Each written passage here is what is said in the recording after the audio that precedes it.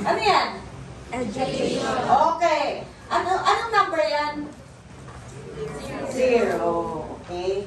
In the eyes of God, that's 0. Okay? Then, after, syempre, education, you have a career. Next. Okay, you stand beside. Okay, taas mo. Basahan niya, ano yan? Career. Okay, career. Everyone wants a career, right? Okay. But in the eyes of God, that is nothing. Remember that? Now, ang susunod dyan, after that, ano nakalagay? Ay, syempre, pagkatapos ng may career na, susunod dyan, love life. Okay? So, ang susunod dyan, tabi, taas mo yan. Ano yan? Love life. Okay, maraming ganyan. Gusto ng love life. Okay, but in the eyes of God, 0. Okay. Now, pag nagka-love life ka, syempre, magkakaroon ka ng dream. So, lahat tayo may pangarap, right? Dreams. Sino dito walang pangarap? Lahat tayo may pangarap, but in the eyes of God, 0. Okay. Now, marami sa atin, ang struggle ng mga young people is their family.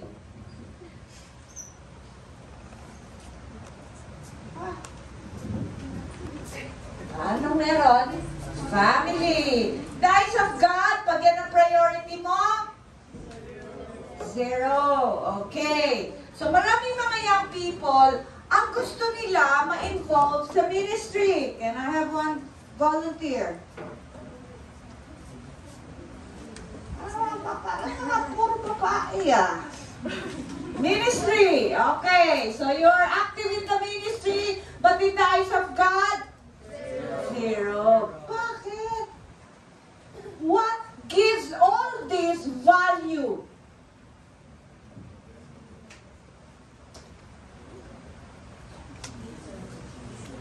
All this amounts to nothing apart from Jesus Christ. Okay? Remember that. Now, you have Jesus Christ. Now you have education. If you include Jesus Christ, may value na siya. Right? Kasi apart from Christ, this is 0. But with Christ, may value. Remember that? Okay. Doon ka ulit. Now, career, 0 siya. But when you put Christ, nilagay mo si Kristo, ano nangyari sa 0? May value. Okay. Now, it's susunod. 0 sa harapan ng Diyos ang love life mo. Pero when you put God in the equation, it has again value. Amen. Dreams, 0 yan sa harapan ng Diyos. But when you put Christ, it has value. Okay? Family.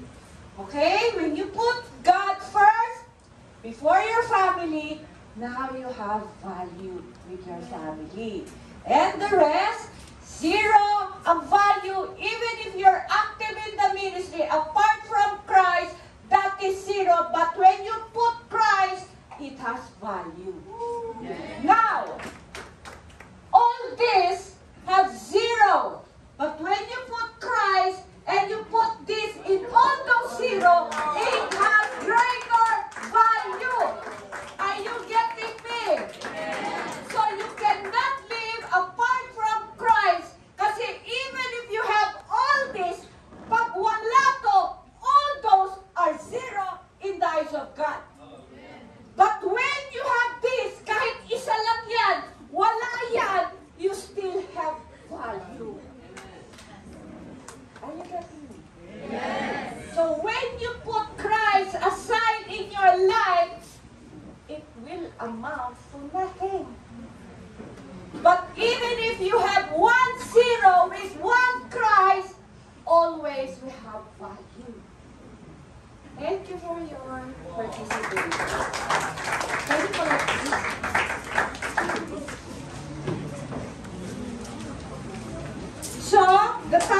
the theme here is hitting the mark. All of us are like an arrow. Okay? Can you show Isaiah 49:2? He made my mouth like a sharpened sword in the shadow of his hand. He had hid me. He made me into a polished arrow and concealed me in his quiver. Lahat tayo may purpose from the Lord. Remember that? So, ang gagawin ng Panginoon for us to hit the mark, because we are human, ang gagawin niya, just like an arrow, yung wood part, ipapolish niya. Okay? Papolish niya yan. So, parang bakit? Dahil yung bow, pag yan, it composed of two parts, wood and steel. Yung steel dyan, the God part na magkagabay sa atin. Kaya lang ang Diyos, hindi niya mahihit ang bullseye pag yung bow, yung wood part, hindi polish. Kailangan mapolish yun. Yan ang ginagawa ng Panginoon sa atin lahat. You can have all this without Christ, you cannot hit the mark. Kaya importante, you allow God to polish you so that when God sees you're ready to be released, when He aimed that bow, bullseye. Kaya lang, ang tagal ng proseso ng Diyos eh. Di ba? So, do you want to hit your mark? Amen. So, how does it work? You let God train you and prepare you. Do not be in a hurry in accomplishing what you want in your life. Sabi ko nga sa you can have all this. When Christ is put aside, it amounts to nothing. But 1 0 plus Christ, it amounts to something. Every one of us has a bullseye, a goal to reach. And God has a purpose for every one of you young people. But the thing is, these are all your struggles. What are those? Your education. You want to finish. Why? At gusto nyo makatapos. Kasi you want a career. There's nothing wrong with that. Then after that, pag nasa career na kayo, nai-inlove na kayo. Then, after that, nagkaka-struggle kayo sa family nyo. And then, after that, papasok kayo ng ministry. Saan si Kristo? And you think that life, you have a life of circle. Gigising sa umaga, you go to your own routine, matutulog, and then same day in, day out. A life of those who really follow Christ is a straight line. You have a goal. Kaya mga kapatid, kayo po ay just like a bow. You're being polished. Example, okay? God has a universal purpose. Every one of us has the potential to be part of that universal purpose. In our generation, in your generation, meron yan. Kaya lang, ang universal purpose ni Lord is parang malaking puzzle. I believe you know what a puzzle is. Right? Di ba different parts yan, different forms? Tapos pagka nilatag mo, sabog-sabog siya, kalat-kalat, iba-iba parts. Tapos pag bubuin mo, ang hirap kasi malaki siya. Right? Okay. Lahat tayo, part of that puzzle, universal purpose ni Lord. Okay? Kaya lang, every one of us has a shape, particular shape. Kaya lang pinanganak ang shape mo, star. So you're familiar with the star. Daming angle yan. Kaya lang, yung participation mo, yung purpose ni Lord sa'yo, part of that universal purpose, ang shape mo, circle. So you will not fit when you were born a star shape mo, kaya lang ang purpose ni Lord sa'yo is form and shape like a circle. So it won't fit, right? gagawin ni Lord? Lilihain tayo. Okay? Ipapolish niya tayo. Kaya lahat ng edges in our character, our weakness, our mistakes are part of training and preparation. Bakit? Para you fit in the universal purpose, kasi circle, round ang purpose mo, pinanganak kang star shape. Ang layong puskilsan yan. Tama? Kaya lang, not everyone will go through the process because the process is painful.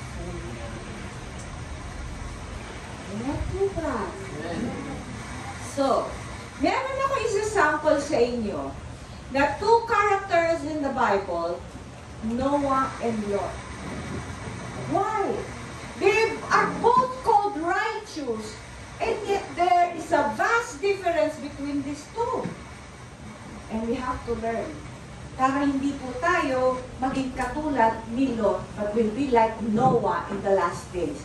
Because the Lord said, in Noah's time, ito yung mga violent and immoral sex are very prevalent, which is very evident nowadays because we are in the days of Noah and Lot.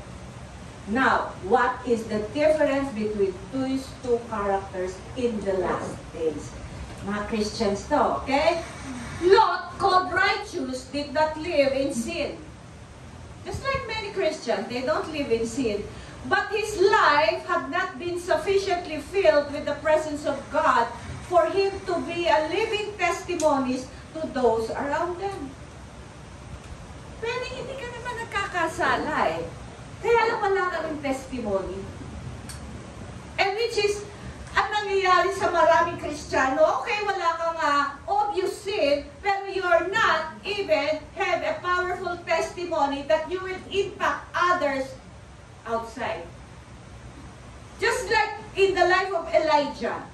Di ba nagre-reklamo siya kay God? Sabi niya, I'm the only one. Pero sabi nila, there are 7,000 prophets that did not kneel down before Baal.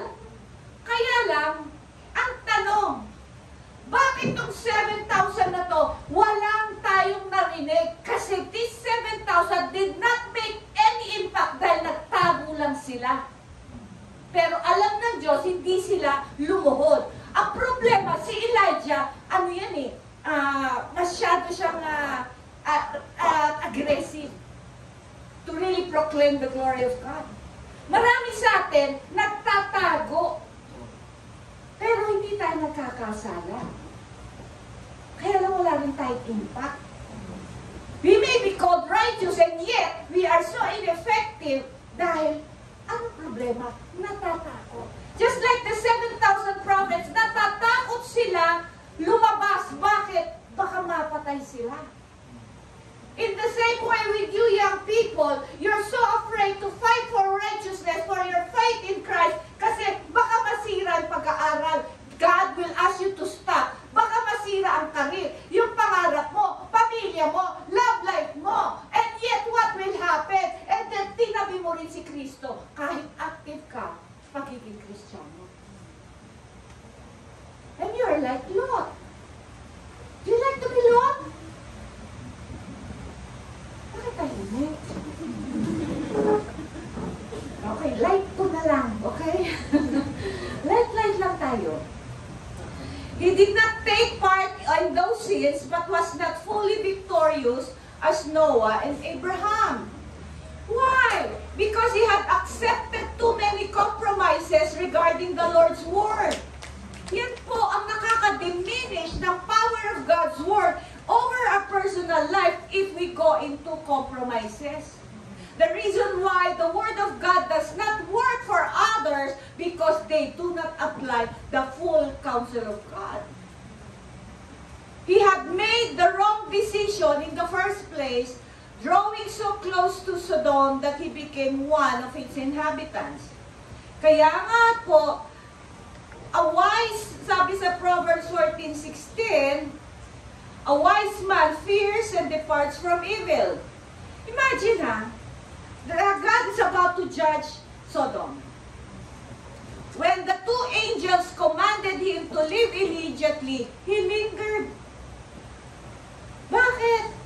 Naglinger pa siya. Hindi siya, sabi na angel, umalis ka na.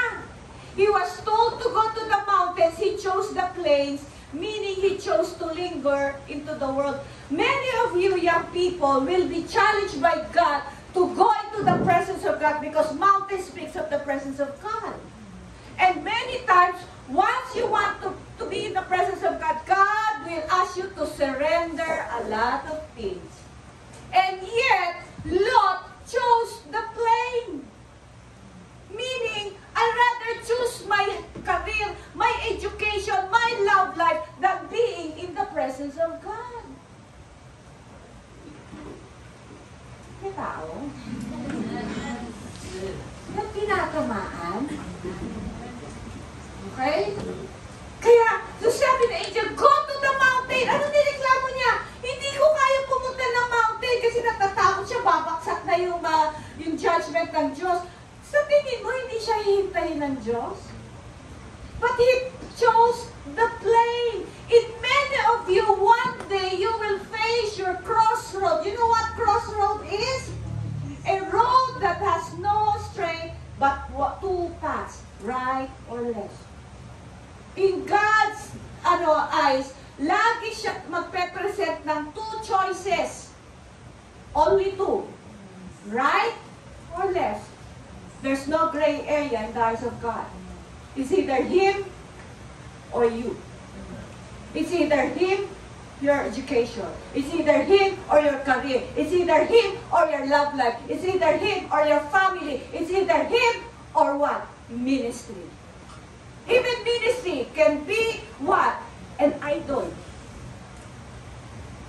You do everything in the ministry, and yet you don't have a relationship with the Lord. So, you will be like Lot. I'd rather be in the world than be in the presence of God. Which is which, mga young people? Nakakunot na yung loob. Siguro mga may boyfriend dito, no? Okay? This proves that there was still compromise in Lot's heart. Although he was righteous, he was a man who loved God. Remember, he loved God. He behaved like a compromiser. So you see, instead of going up, instead of staying in the mountain with the Lord, he chose to go down. Bakit? He was attracted by worldly wealth. Lot's heart began to be attracted. Lot began by pitching his tent towards Sodom. Then he settled in Sodom, and finally he became one of the leaders of Sodom.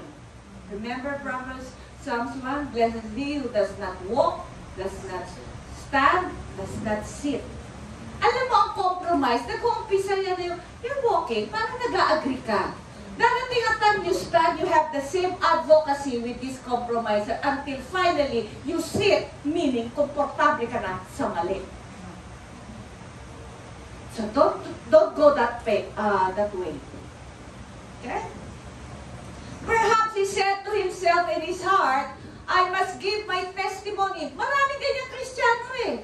Minsan magkakaroon ng boyfriend na unbeliever, sasabihin nila na dadalhin ko sa church kasi para madala siya. Alam mo, na-witness ko yan, imbis na dala sila ang nadala. Hello!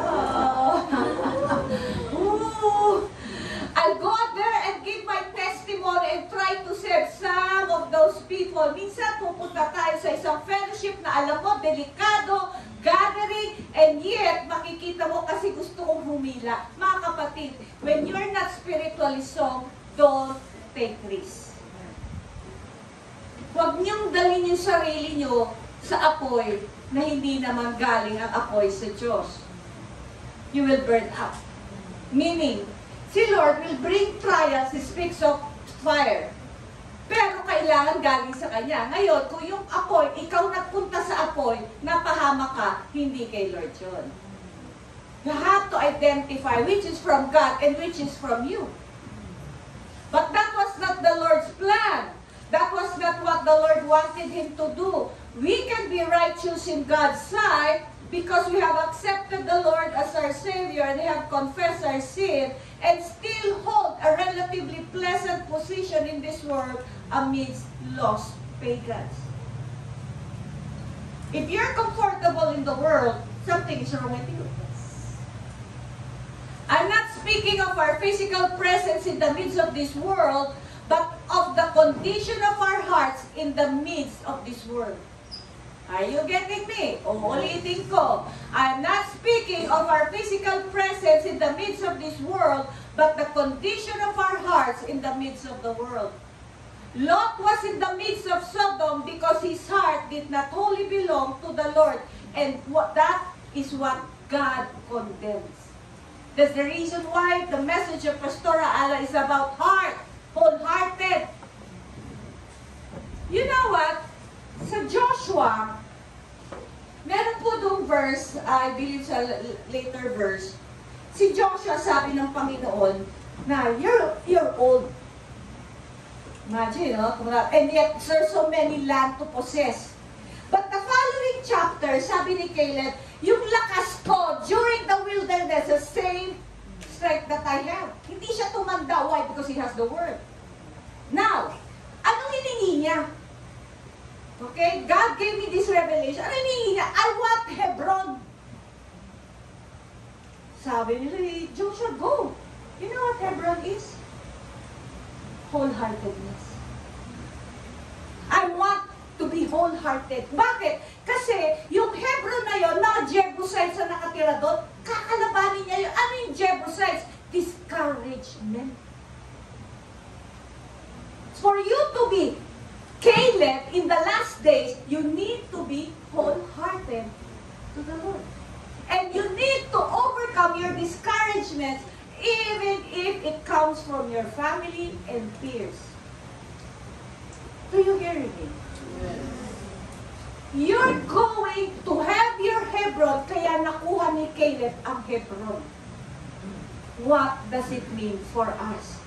We need to overcome every discouragement from all this that we are dreaming of, pursuing it, and then we let us be wholehearted towards God. We cannot be a compromiser in the last days because in these days the world is becoming evil and even wicked. The only one who will stand tall in these last days are those who are wholehearted. Are you willing? Amen. Mahina naman. Ano ba yun? Amen. Hindi, kayo mga kabataan, yun, sanay na yun eh. Kayo. Sanay na mabugbog yan, mga yan. Kaya ngayon, do you want to hit your mark? Amen. Do you want to be part of the universal purpose of God? Amen. Then let God shape you to be a person He wants you to be. Amen.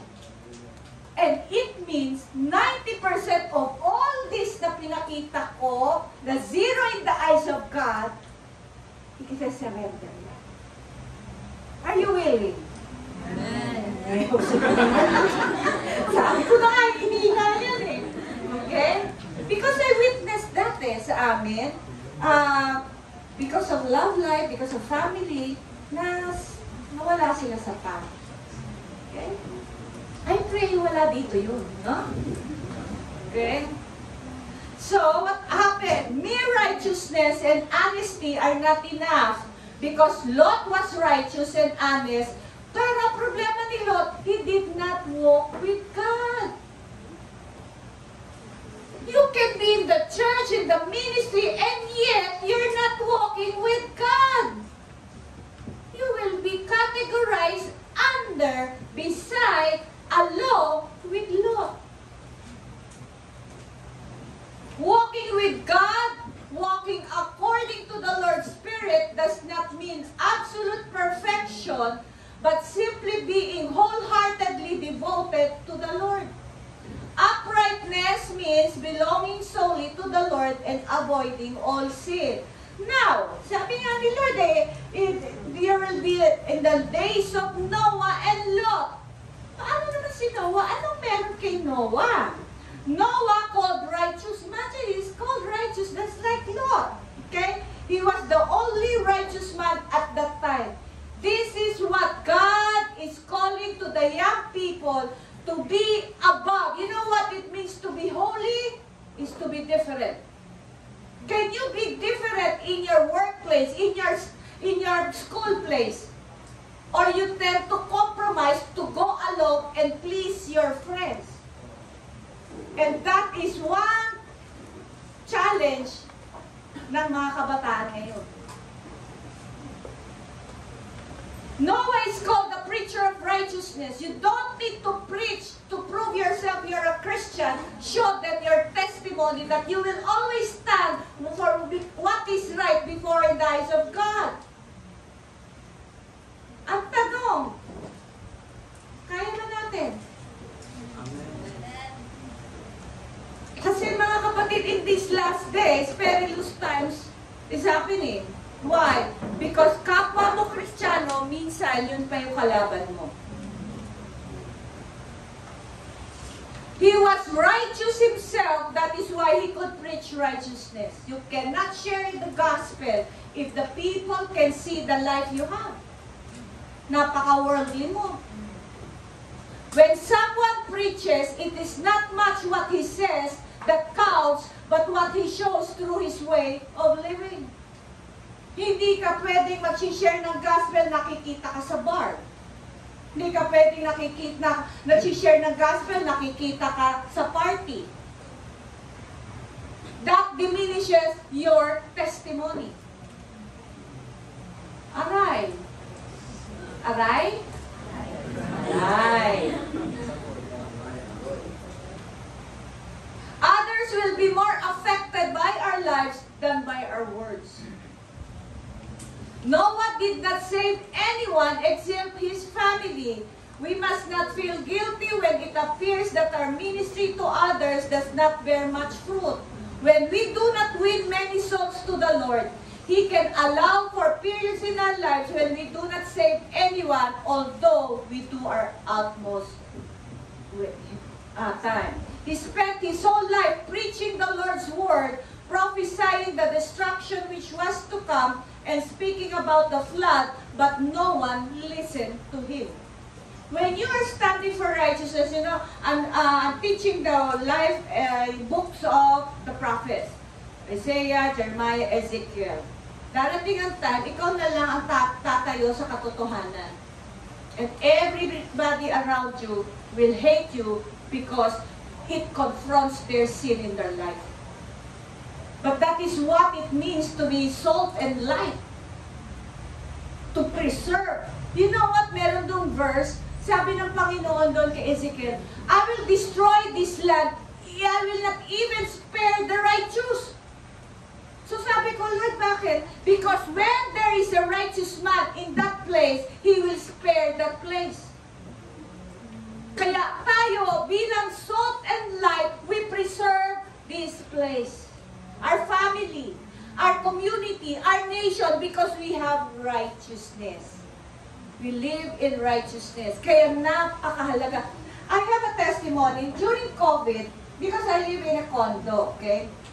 Usually, pagka kukuha ko ng delivery ng food ko, nakikita ko ang daming ambulansya sa mga tabing mga condo. Sabi ko, what's wrong? Sabi niya, may COVID po doon sa condo na yan, may COVID. Kasi pag ang condo may COVID, isa-shut off nila, wala makakalabas. So sabi ko, Lord, I pray that this condo will not have any COVID case. Sabi niya, it won't have. You know why? Because you're there. That's what it means to be salt. We preserve even the evil one in that condominium. And that is our role. But God wants the full of righteousness. No compromise, no worldliness. Are you salt in your workplace? Are you salt in your school place? Ay.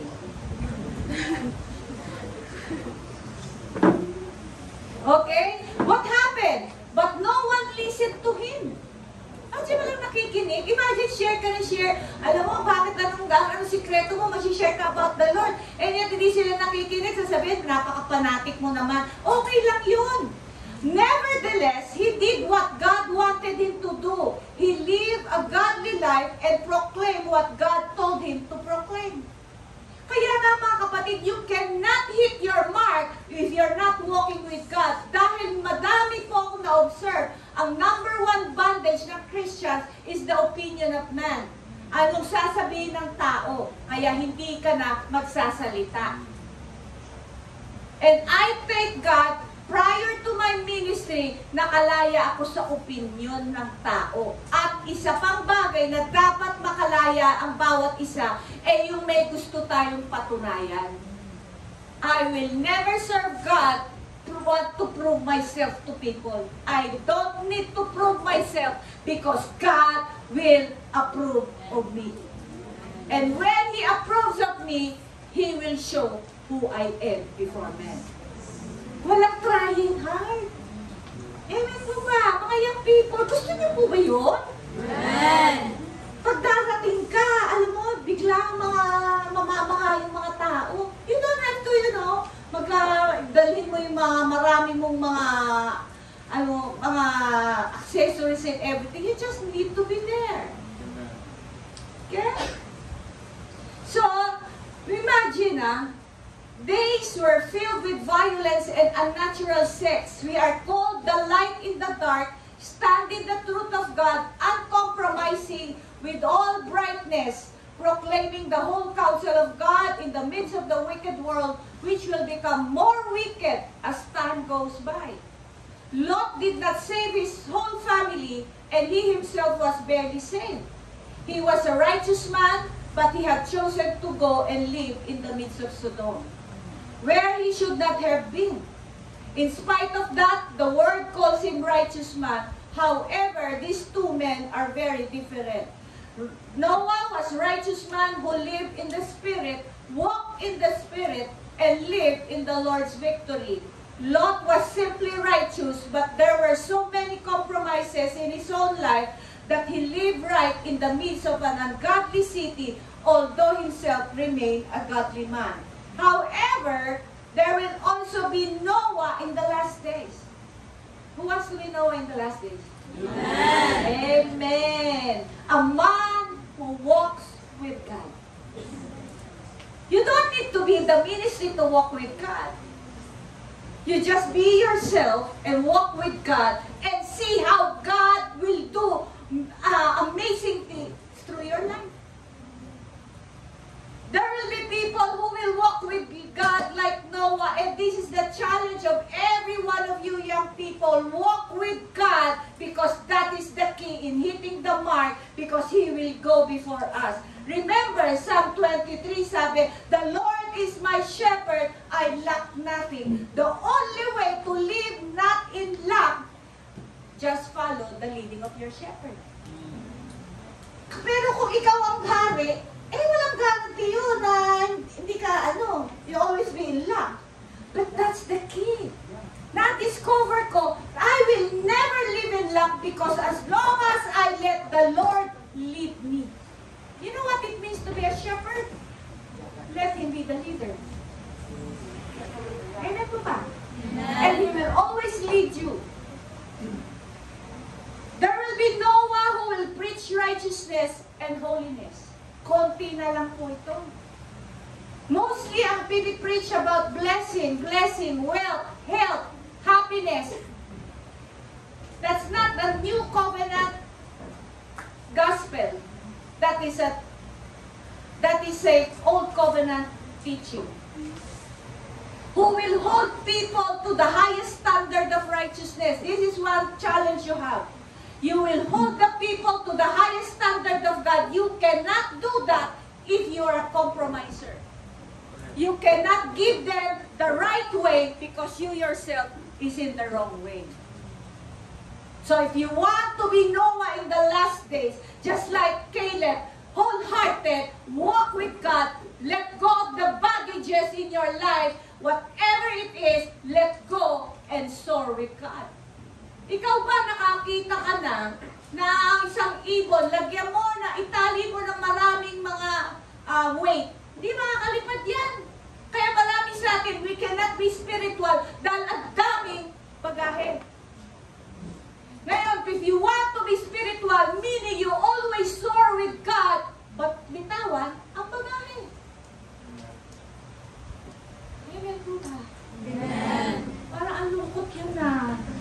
itigil ko na kaya ito. Hey, rejoice. Because you're hearing this message. Amen.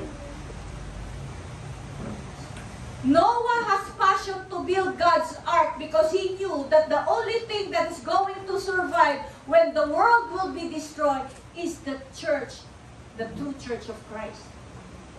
There will be people like Noah in the last days where passion to build the church of Jesus Christ, his body, who wants to be godly and follow Jesus Christ. Your mission is the foundation of your purpose.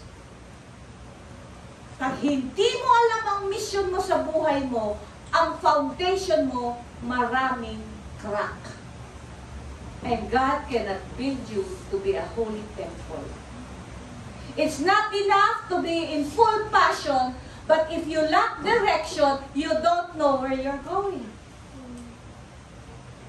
When you're confident of where you should be headed, your priorities become clearer and your actions take significant meaning. Be able to see the whole picture first, then decide on what you need to focus. That is where you need to seek God for this revelation. How many will finish well? How confident are you will finish well? And you will hit the mark. When God released the bow, it should hit the mark. And the first thing that we will all be tested when we are being polished is offense. Everyone will be offended. Everyone will get hurt. But that is the ultimate test. Many will turn away from the Lord, not because of wrong doctrine, because of wrong reaction. Hello? Kaya nga sabi dyan, Luke 17:33, whosoever shall seek to save his life shall lose it. If you're trying to do your own will, if your heart does not wholly belong to the Lord, if it's not honest and righteous, and desiring to walk only with God, then you may will lose your life. Not only it's likely, but if you seek to save your life in your own way, you'll certainly lose it. Luke 14:27, whoever does not bear his cross and come after me cannot be my disciple. Mga kapatid, mga young people, this is my passion for you. And this is my passion because ako am confident in my ministry that when I said, follow me as I follow Christ, I make sure everyone that belongs to CRCM will fulfill their destiny. And I will do everything for you to fulfill that destiny. I pray that you will belong to a pastor that ang passion nila is for you to fulfill your destiny. Because one day, every one of us will stand before God at sabihin ni Lord, what have you done to the life of those whom I trust and trusted to you? Do not be like that, yung sabi ko nga kahapon parang sinabi, dalawa lang ang maririnig natin sa Panginoon pagtayo natin tinimbang ka, ngunit kulang, or well done, good and faithful servant. All of us have heard so much teaching and preaching about your destiny. Choose God in all your choices. Hindi madali. I'm telling you, Christianity is not a walk in the park. But if it's worth it, it's all worth it because I'm fighting for the Lord. I'm fighting for His reward. I'm fighting for what He has in store for me in the kingdom of God. Sabi ko nga kay Lord Lord, don't make me great in the eyes of man. Just make me great in your eyes. And I will be so successful. That is what success. Great in the eyes of God. Amen po ba? Amen. So I'm challenging you young people. This is a short message, but I pray it really impacted you. Okay?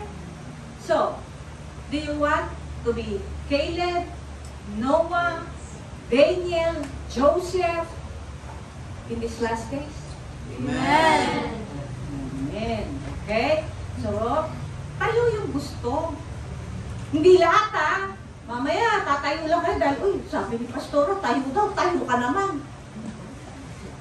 Gusto mo po bang maging wholehearted and to be Noah in the last days? Amen. Amen. Kanina, amen. Amen.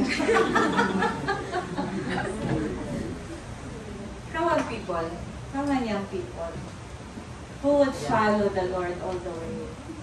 Willing to give up all this na hinilera ko. And just one desire, Jesus Christ. When I had the revelation of Caleb asking for Hebron mountain, alam mo sabi ko, make me like Caleb. And when I saw this revelation, sabi ko, make me like Noah. When I study the character in the Bible, I will always tell the Lord, make me like Daniel, make me like Moses, make me like these people, because that's the only way to have a fulfilling and satisfying life.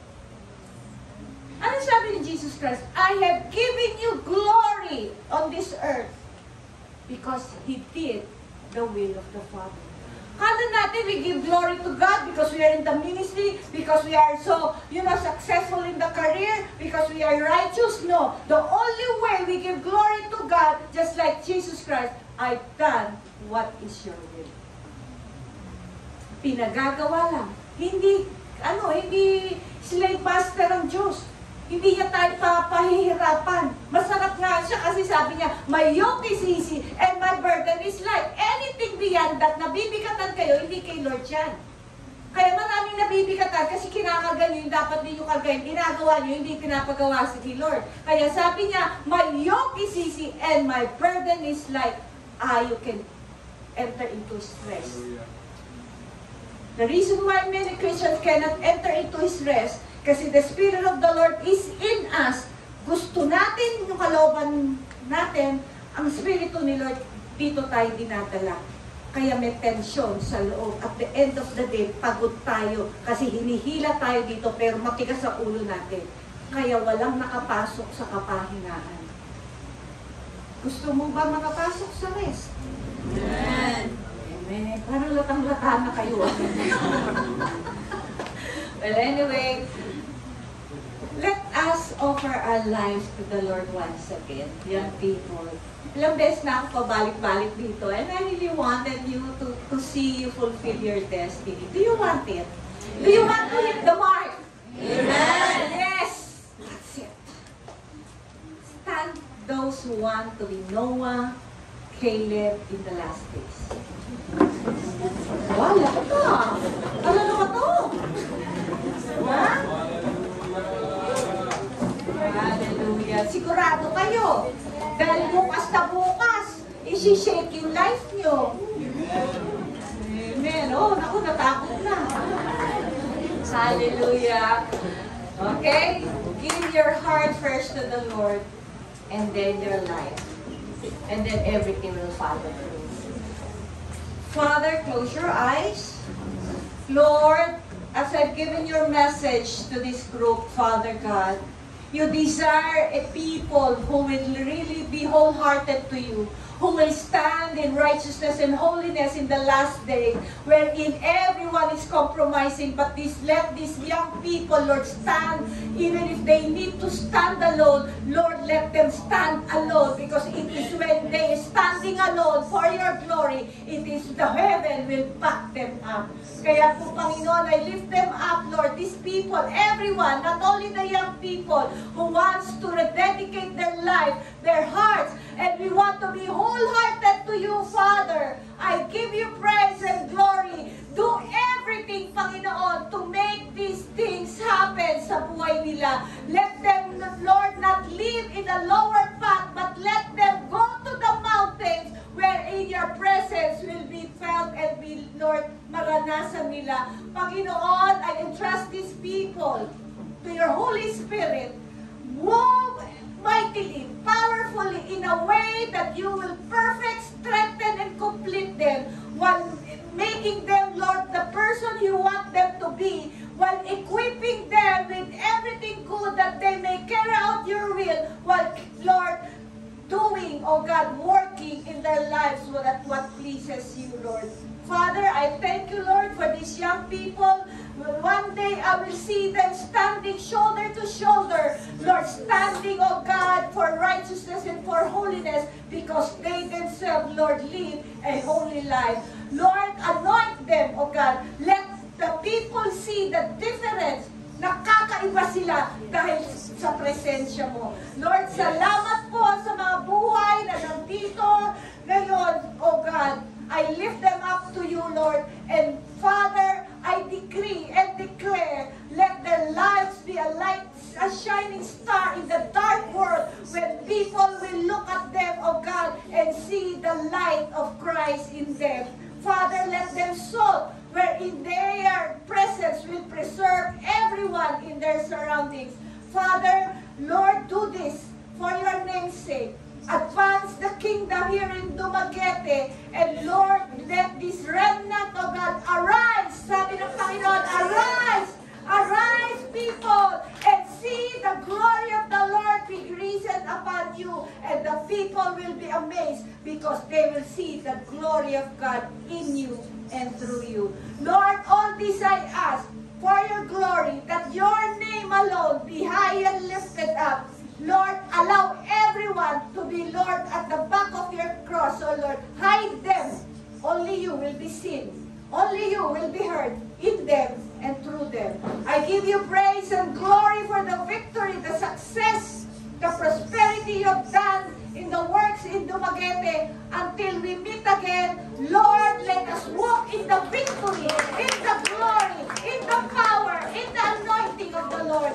And Lord, use us and make us humble, meek, wise, faithful till the end. Come on, people, open your mouth and give praise to God. Father, thank you, God.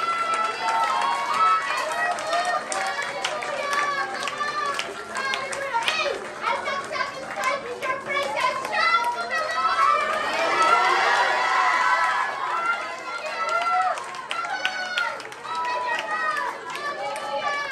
Come on, let's sing a victory song. Let's worship.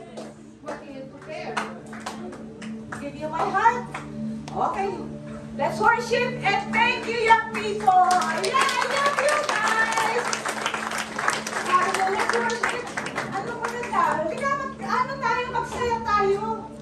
Magsaya tayo.